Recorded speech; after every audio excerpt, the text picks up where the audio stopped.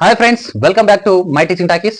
So maths classes లో భాగంగా ఈరోజు వెరీ ఇంపార్టెంట్ క్వశ్చన్స్ కొన్ని తీసుకొచ్చిన. లాస్ట్ వరకు వినండి అండ్ వీడియో నచ్చితే కనుక లైక్ చేయండి, షేర్ చేయండి, ముందుగా నా ఛానల్ ని సబ్స్క్రైబ్ చేయండి ఫ్రెండ్స్. సో చూడండి క్వశ్చన్ ని. ఒక సంస్థలో పనిచేసే పురుష మరియు మహిళా అధికారుల నిష్పత్తి 4:7. ఒకవేళ 50 మంది పురుష అధికారులు 100 మంది మహిళా అధికారులు మరొక సంస్థకు బదిలీ అయితే ఆ నిష్పత్తి 7:12గా మారింది. బదిలీ కాకముందు ఉండే పురుష అధికారులు ఎందరు అని చెప్పేసి అడిగిన అనమాట. దీన్ని రెండు విధాలుగా చేయొచ్చు. ఒకటి ఆప్షన్ ద్వారా చేయొచ్చు, లేదు ఇంకోటి విధంగానంటే నేను చెప్పే ట్రిక్ ద్వారా చేయొచ్చు. సో చూడండి, ఫస్ట్ మేల్ అండ్ ఫీమేల్ యొక్క నిష్పత్తి అంట ఎట్లుందనట అంటే 4:7 ఉందంట. వీళ్ళలో 50 మంది పురుషులు 100 మంది స్త్రీలు వేరే సంస్థకి బదిలీ ట్రాన్స్ఫర్ అయ్యారంట. అప్పుడు కొత్త నిష్పత్తి 7:12గా మారిందంట. సో ముందుగా ఉండే పురుష అభ్యర్థులు ఎందరు, పురుష అధికారులు ఎందరు అని చెప్పేసి 4 గురించి అడుగుతున్నాడు అనమాట. సో చూడండి ఏ విధంగా చేయాలంటే, ఇలా క్రాస్ మల్టిప్లై చేసి వీళ్ళకి డిఫరెన్స్ తీసుకోండి. క్రాస్ డిఫరెన్సే అడుగుతున్నా, ఎక్కువ తక్కువ అని చూడకండి. సో 4:12 48 అవుతుంది, మైనస్ 7:7 49 అవుతుంది. ఆ డిఫరెన్స్ ని వీటి డిఫరెన్స్ కి సమానం చేయండి. 7:100 సమానం చేయండి అంటే ఈక్వల్ చేయండి అంటున్నా. 7:100 700 మైనస్ 50:12 600 అవుతుంది. 12×60 0. ఓకేనా? సో డిఫరెన్స్ చూడండి అంటున్నా కానీ -48 లోంచి 49 పోతే -1 కదా అని చెప్పేసి అనుకోకండి. ఈ డిఫరెన్స్ ఎంత 1, దట్ ఈక్వల్స్ టు ఈ డిఫరెన్స్ ఎంత 100. అంటే ఒక యూనిట్ అనేది 100కు సమానం అనమాట. సో మనకు కావాల్సింది బిఫోర్ ట్రాన్స్ఫర్, బదిలీ కాక ముందు ఉండే పురుష అధికారులు ఎందరు అడిగిండు కాబట్టి ఇది. సో ఒక యూనిట్ 100కి సమానం అయితే 4 యూనిట్లు ఎంత మందికి సమానం అవుతుంది? 4 × 100 దట్ ఈక్వల్స్ టు 400 అవుతుంది. సో ఇది ఆన్సర్. ఓకేనా? మనకి ఇది కావాలి కాబట్టి ఆన్సర్ ఆప్షన్ ఏ అనేది రైట్ ఆన్సర్ అవుతుంది. సెకండ్, ఇంకో విధంగా ఎట్లా చేయాలి అంటే ఆప్షన్ ద్వారా చూడండి. ఫస్ట్ 4:7 లో ఉన్నారు. ఆ తర్వాత పురుషులలో నుండి 50 మెంబర్స్ తీసేస్తే ఆ రేషియో అనేది మైనస్ అయిన తర్వాత 7గా అయిందనమాట. సో ఈ ఆప్షన్ లో ఈ నెంబర్స్ నుంచి 50 తీసేసి 7 అయింది కాబట్టి 7 తో డివైడ్ అవుతుందా లేదా చూడండి. 50 తీసేసినాక 7 తో డివైడ్ అయ్యేదే ఆన్సర్ అవుతుంది. 400 ఉంది, 50 తీసేస్తే 350 అవుతుంది. ఈ 350 అనేది 7 చేత 50 టైమ్స్ డివైడ్ అవుతుంది కాబట్టి ఇది ఆన్సర్ అవుతుంది. మిగిలిన వాటిని కూడా చెక్ చేసుకొని చూడండి. 500 లోంచి 50 పోతే 450 అవుతుంది. 450 అనేది 7 తో డివైడ్ కాదు కాబట్టి ఇది ఆన్సర్ కాదు. 300 ఉంది, దీంట్లోంచి 50 పోతే 250 అవుతుంది. అది 7 తో డివైడ్ కాదు కాబట్టి ఇది ఆన్సర్ కాదు. అండ్ 450 ఉంది, 450 లోంచి 50 పోతే 400 ఉంటుంది, అది కూడా 7 తో డివైడ్ కాదు కాబట్టి అది ఆన్సర్ కాదు.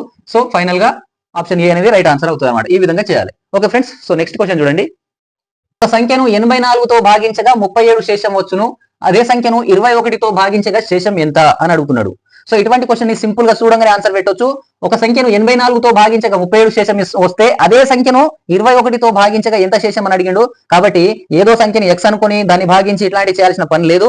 జస్ట్ ఈ 84 అనేది ఈ 21 చేత భాగించబడుతుందా లేదా చూడండి, అది నిశ్శేషంగా భాగించబడుతుంది. కాబట్టి శేషం ఏదైతే ఉందో దాంట్లోంచి ఈ నెంబర్ తీసేస్తే అదే ఆన్సర్ అవుతుంది. కాబట్టి 37 లో నుంచి మనం 21 తీసేస్తే 16 వస్తుంది. కాబట్టి option B is right answer. Simple గా ఇట్లా చేసేయండి. కావాలనుకుంటే చెక్ చేసుకోవచ్చు. మనకు dividend equals to divisor into quotient plus remainder అని ఉంటుంది కదా. ఇక్కడ డివైడెండ్ కావాలి అనుకుంటే డివైజర్ 84 ఉంది, ఇక్కడ కోషంట్ 1 అని అనుకోండి, ప్లస్ మనకు రిమైండర్ అనేది ఎంత ఇచ్చిండు 37 ఇచ్చిండు. కాబట్టి ఆ తర్వాత దీన్ని చెక్ చేయండి. 84 × 1 84 ప్లస్ 37 అని ఉంది కాబట్టి 37 కలిపితే ఏమవుతుంది 1 కాబట్టి 121 అవుతుంది. సో 121 వస్తుంది ఈ రెండింటిని కలిపితే. ఆ 121 అనేది 21 చేత డివైడ్ చేయండి. దాన్ని 121 ని 21 చేత మనం మళ్ళా దీన్ని చేయండి ఒకసారి. అప్పుడు ఏమవుతుంది 21 5 జా ఎంత అవుతుంది 105 అవుతుంది. మిగిలింది 16. కాబట్టి ఆన్సర్ ఇది వస్తుంది అనమాట. ఇదంతా చేయాల్సిన పని లేకుండా డైరెక్ట్ గా ఇట్లా చేసుకోవచ్చు అనమాట. శేషం నుంచి ఆ నెంబర్ తీసేస్తే ఆన్సర్ వచ్చేస్తుంది. ఓకే ఫ్రెండ్స్, నెక్స్ట్ ఈ క్వశ్చన్ చూడండి. కింది వానిలో ఏది 11 చేత భాగించబడును అన్నాడు. ఇక్కడ కొన్ని 4 నెంబర్లు ఇచ్చిండు, అందులో ఏ నెంబర్ 11 చేత భాగించబడుతుంది అని చెప్పేసి అన్నాడు. 11 చేత భాగించబడాలంటే గుర్తించుకోండి, అప్పుడు ఏదైనా ఒక నెంబర్ 11 చేత భాగించబడాలి అని అనుకుంటే 11 డివిజిబుల్ కావాలి అని అనుకుంటే 1 3 7 అనే అంటే బేసి స్థానాల మొత్తం నుంచి, బేసి స్థానాలే కదా 1 3 7 5 అనేవి, సారీ 1 3 5 అనే నెంబర్స్ ఏవైతే ఉన్నాయో అవి బేసి స్థానాలు. ఈ బేసి స్థానాల మొత్తం నుండి సరి స్థానాల మొత్తాన్ని తీసేయండి. మైనస్ సరి స్థానాల మొత్తం తీసేస్తే అది 0 గాని 11 గాని వస్తే అప్పుడు ఆ నెంబర్ అనేది 11 చేత భాగించబడుతుంది అన్నమాట. కాబట్టి నేనేమంటున్నా బేసి స్థానాల మొత్తం నుండి సరి స్థానాల మొత్తం, ఇది 135 అని అంటే ఇది కూడా గుర్తించుకోవాల్సిన పని లేదు, కానీ జస్ట్ బేసి స్థానాల మొత్తం నుంచి సరి స్థానాల మొత్తాన్ని తీసేస్తే 0 గానీ 11 గానీ వస్తే అది 11 చేత డివైడ్ అవుతుంది అనమాట. కాబట్టి ఇక్కడ చూడండి ఆప్షన్ లో బేసి స్థానాలు 9, 8, 2 ఉన్నాయి. 9, 8, 17 ప్లస్ 2 19. ఓకేనా? సో బేసి స్థానాలు 19 అయినాయి, మైనస్ సరి స్థానాలు 2, 6, 6, 12 ప్లస్ 7 19. కాబట్టి 19 మైనస్ 19 చేస్తే 0 వస్తుంది. 0 కానీ 11 కానీ రావాలన్న 0 వచ్చింది కాబట్టి ఇది 11 చేత డివైడ్ అవుతుంది, ఇట్లా చెప్పుకోవచ్చు. మిగిలిన వాటిని కూడా చెక్ చేసుకోండి మీరు, అవి 11 చేత డివైడ్ కావు, ఎందుకంటే శేషం 0 కానీ 11 కానీ రిమైండర్ అంటే తీసేస్తే 0 కానీ 11 కానీ రావు. సో ఇది ఆప్షన్ 1 అనేది రైట్ ఆన్సర్ అవుతుంది. ఓకేనా ఫ్రెండ్స్? సో నెక్స్ట్ క్వశ్చన్ చూడండి. 37 వరుస సంఖ్యల సగటు 54 అయితే వాటిలో పెద్ద సంఖ్య ఏది అని అడుగుతున్నాడు. డైరెక్ట్ క్వశ్చన్, సింపుల్ గా చెప్పవచ్చు. 37 సంఖ్యల సరాసరి అంటే సరాసరి అనేది యావరేజ్ అనేది ఎప్పుడు కానీ మిడిల్ నెంబర్ అవుతుంది. 37 నంబర్లు రాసుకుంటే మిడిల్ నెంబర్ ఏమవుతుంది? 37లో 37ని హాఫ్ చేయండి. 37ను హాఫ్ చేస్తే ఏమవుతుంది మనకి? 36 అంటే మనకు 18.5 అవుతుంది అనమాట. సో 18.5 అండ్ 18.5 చేస్తే ఏమవుతుంది? 37 అవుతుంది. కాబట్టి 0.5 నెంబర్లను ఉంచుకు ఒకటైతే ఈ రెండు ఒకటైతే 19వ నెంబరు. కాబట్టి 18 ఇటు ఉంటాయి, 18 అటు సైడ్ ఉంటాయి, అంతేనా? ఈ రెండు కలిపి ఒక నెంబర్ అవుతుంది అనమాట. కాబట్టి 19వ నెంబర్ ఏదైతే ఉందో అది మనకి 54 అంట. కాబట్టి మనకి మిడిల్ నెంబర్ 54 ఇచ్చిండు. అటు సైడ్ ఎన్ని ఉంటాయని చెప్తున్నా? 18 ఉంటాయి. అండ్ ఇటు సైడ్ ఎన్ని ఉంటాయి? 18 ఉంటాయి అనమాట. సో దీని నుంచి మనం సింపుల్ గా ఆన్సర్ చెప్పవచ్చు అనమాట. వరుస సంఖ్యలు అన్నాడు, వరుస సంఖ్యలు కాబట్టి ఇవన్నీ కంటిన్యూ నెంబర్స్, కాన్సిక్యూటివ్ నెంబర్స్ కాబట్టి. సో నెక్స్ట్ ఇటు సైడ్ ఉండే నెంబర్లు దీనికంటే పెద్దవై ఉంటాయి, ఇటు సైడ్ ఉండే నెంబర్లు 54 కంటే తక్కువై ఉంటాయి. కాబట్టి మనకు లీస్ట్ నెంబర్ అడిగితేనేమో 54 నుంచి 18 తీసేయాలి, అప్పుడు అది 36 వస్తుంది. అండ్ మనల్ని ఏం అడుగుతున్నాడు? లార్జెస్ట్ నెంబర్, పెద్ద సంఖ్య అడిగిండు కాబట్టి దీనికి 18 కలిపితే 72 అవుతుంది. అదే మనకి లార్జెస్ట్ నెంబర్. సింపుల్ గా ఆన్సర్ పెట్టవచ్చు అనమాట. ఓకే, కాబట్టి option D is right answer అవుతుంది ఫ్రెండ్స్. ఇది ఒకసారి చూడండి. దీన్ని ఒక తరగతిలోని 39 మంది విద్యార్థుల సరాసరి వయసు 15 సంవత్సరాలు. ఒకవేళ ఉపాధ్యాయుడి వయసు కలిపితే మొత్తం సరాసరి 3 నెలలు పెరిగిందంట. అయితే ఉపాధ్యాయుడి వయసు ఎంత అని చెప్పేసి అడుగుతున్నాడు అనమాట. సో సింపుల్ గా గుర్తించుకోండి. ఫస్ట్ 39 మెంబర్స్ స్టూడెంట్స్ ఉన్నారు, వాళ్ళ యావరేజ్ అనేది 15 ఉంది. 15 ఇప్పుడు టీచర్ వచ్చింది కాబట్టి మొత్తం ఎంత మంది అయ్యారు? 40 మంది అయ్యారు. ఈ 40 మందికి ఎన్ని నెలలు పెరిగింది అని అంటే అందరికి 3 నెలలు పెరిగింది అనమాట. 40 మందికి 3 నెలలు పెరిగినాయి. కాబట్టి 43లో ఎంత? 120 నెలలు పెరిగినాయి. 120 నెలలు అంటే ఏంటి? ఎన్ని సంవత్సరాలు? అది ఎన్ని సంవత్సరాలు అంటే బై 12 చేయండి. ఓకేనా? బై 12 చేస్తే అంటే సంవత్సరానికి 12 నెలలు కాబట్టి బై 12 చేసినాం అనుకోండి, అప్పుడు 12 1 జా 12 10 జా 10 ఇయర్స్ అవుతున్నాయి అనమాట. కాబట్టి ఈ 10 ఇయర్స్ అనేది 15 కి కలిపితే ఆన్సర్ టీచర్ యొక్క వయసు వచ్చేస్తుంది అనమాట. ఓకేనా? సో టీచర్ యొక్క వయసు 25 ఇయర్స్. 50 మనకు ఆప్షన్ బి అనేది రైట్ ఆన్సర్ అవుతుంది. 15 ప్లస్ 10 ఇయర్స్ అని చెప్పేసి. ఓకేనా?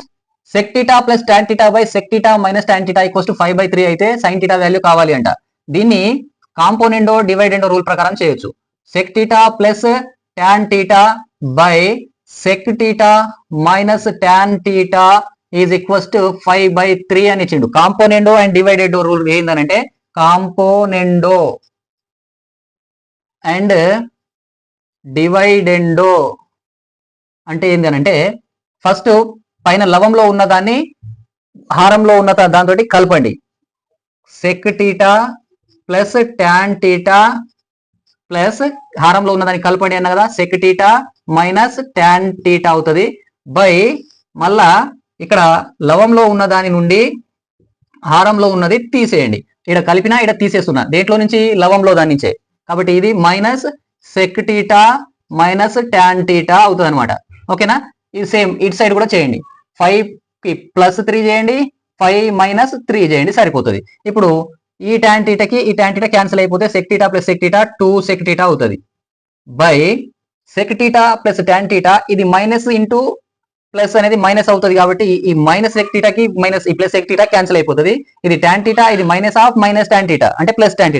tan θ ప్లస్ tan θ 2 tan θ అవుతుంది అనమాట. ఓకేనా? ఇది 2 tan θ అవుతుంది. దట్ ఈక్వల్స్ ఎంత?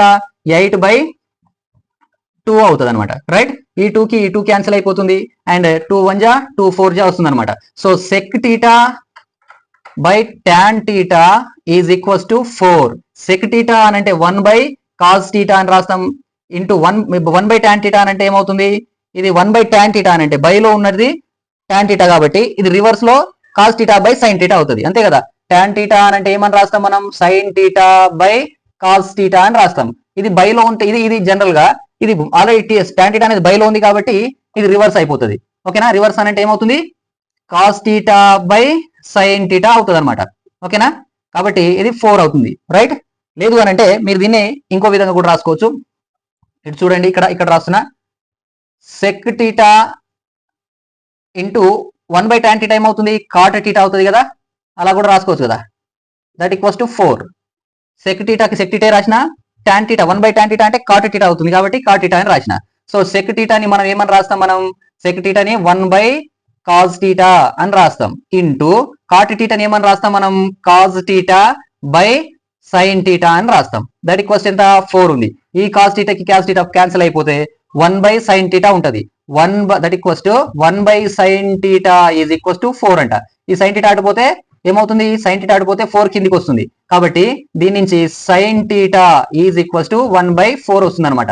So option C is right answer అనమాట. ఈ విధంగా చేయొచ్చు. ఓకే ఫ్రెండ్స్, సో ఫ్రెండ్స్ ఈ క్లాస్ కనుక నచ్చినట్లయితే లైక్ చేయండి, షేర్ చేయండి, ముందుగా నా ఛానల్ని సబ్స్క్రైబ్ చేయండి. Thank you very much.